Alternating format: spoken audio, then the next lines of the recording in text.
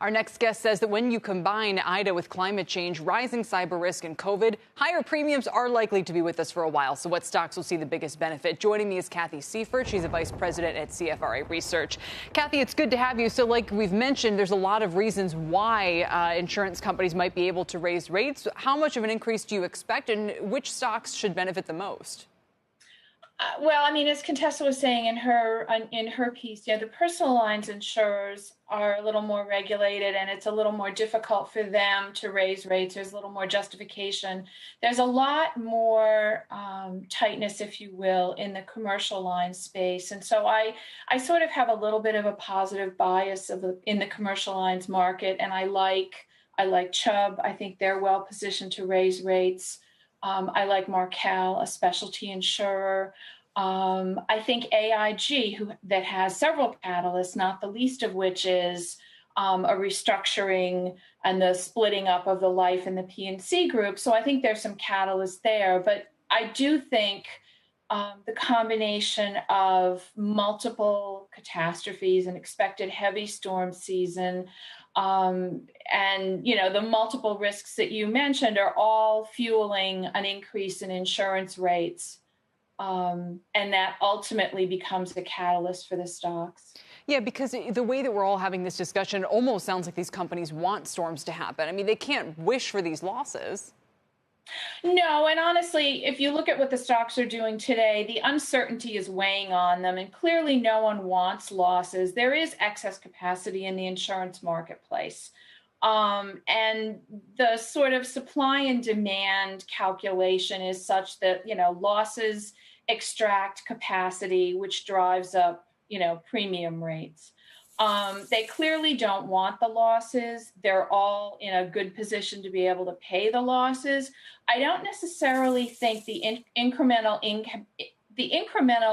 increase in rates from these catastrophes are going to necessarily turn the market the way it would if we were coming into this hurricane season in a soft insurance market. The market's already hardened. So incrementally, I don't necessarily see this as much of a catalyst, more of sort of one more piece to a puzzle that leads to firmer rates. And, it's interesting because I remember writing about this topic at the Wall Street Journal probably 15 years ago now, 10, 15 years ago, something like that. And even at the time, there was a lot of discussion about, the market's a little soft, there's excess capacity, how are we going to get to hard market, how are we going to raise rates? So it almost feels like this perpetual kind of nagging problem for the industry, and yet somehow they seem to sort of survive, arguably thrive. I don't know that much about it, but in this kind of environment. So let's talk about some of the other pressures that they're facing, which could lead to rising premiums. For instance, cyber risk in particular. I mean, there's a lot of losses on these policies. The prices are hardening dramatically. It's really expensive to get this coverage. So what do you think is most important in terms of people having to pay more for their insurance? And again, does that kind of go back to which names you'd recommend here that people hold on to for the remainder of this year? Well, I mean, I think it's interesting and it's important to sort of separate people paying more for their insurance versus investors capitalizing on a market phenomenon. And those are sort of almost conflicting goals, if you will. So I think the cost of transferring risk has become more expensive over the last 2 years. It is what it is.